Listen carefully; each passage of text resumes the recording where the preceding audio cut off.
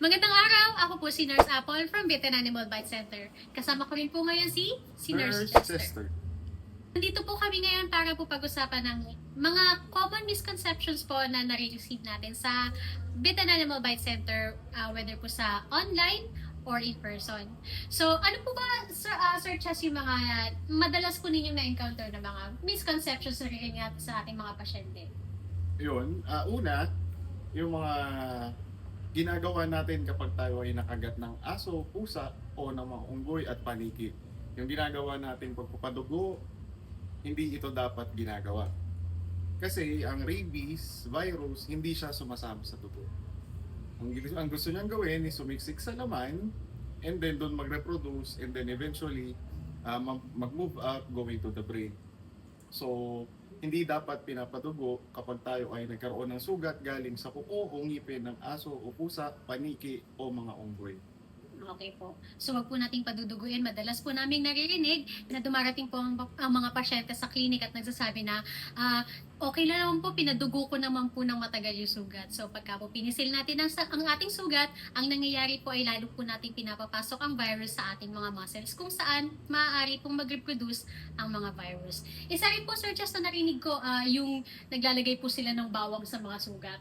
Yes. Yung bawang, hindi siya nakakatulong to prevent yung infection ng rabies. So dapat, ang ginagawa lang natin kapag meron tayong sugat, sabunin natin ito, yung sugat, and then padaanan natin ng tubig 10 to 15 minutes.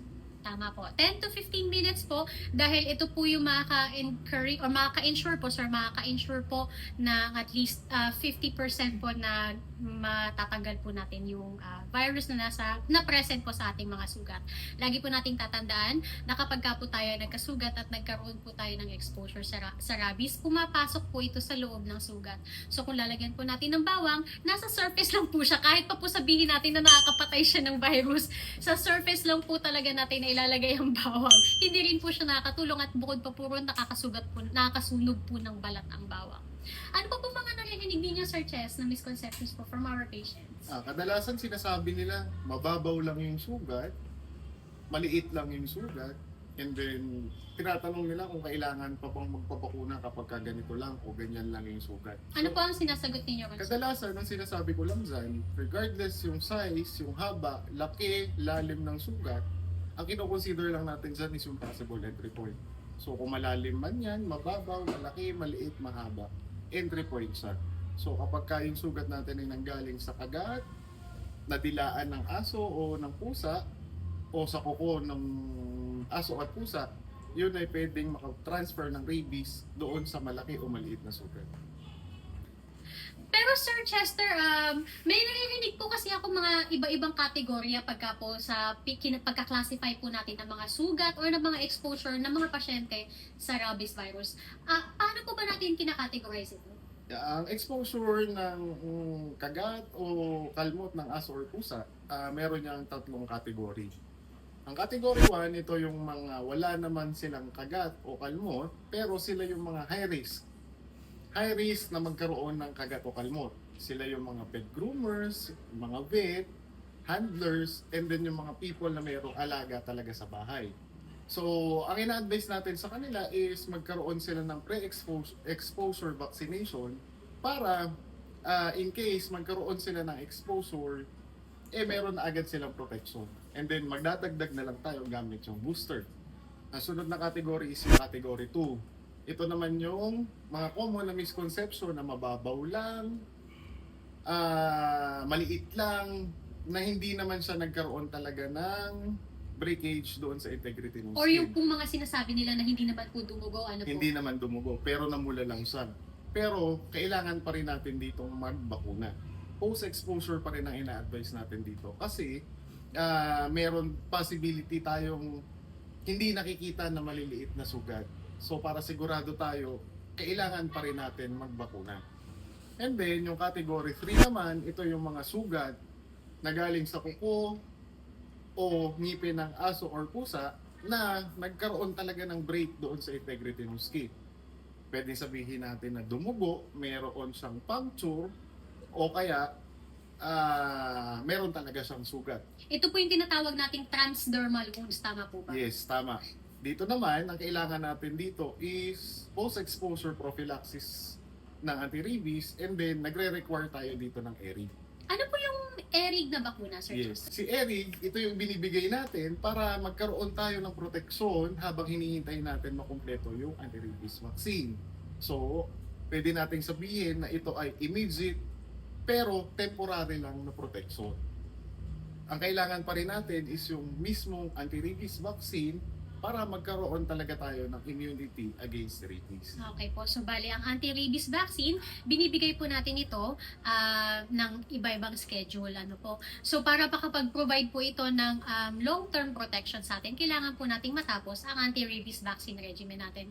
Ngayon po, kung sakali po tayo ay nasugatan na, nakagat or nakalbot na po, may ina-assume na po tayo na virus na present na nasa loob ng ating sugat. Ito po ay parang sinasabi nating preventive measure po to make sure na ang anti-rabies vaccine natin ay gagana. Yung sugat po natin ay kailangan po nating maturukan ng ERIG or ng ERIG na bakuna o yung Equine Rabies Immunoglobulin Vaccine.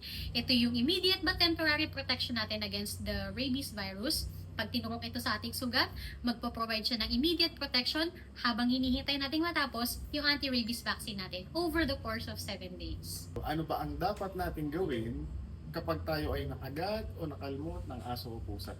Kailangan po nating i-address immediately ang any wound po na present, whether by bite or by scratch or kahit ano pa man po yan. Kailangan po natin muna itong mahugasan.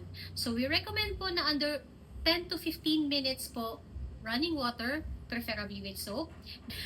Yung ginagawa po kasi natin na paghuhugas ng ating mga sugat under running water for 10 to 15 minutes with soap po can lessen po up to 50% yung pong chances na maka-acquire tayo ng rabies. Dahil very thorough po yung magagawa nating cleansing through that way. And then kapag nagawa na po natin ito, pwede na po tayong pumunta sa ating pinakamalapit na Bitten Animal Bite Center to receive your anti-rabies vaccine na po.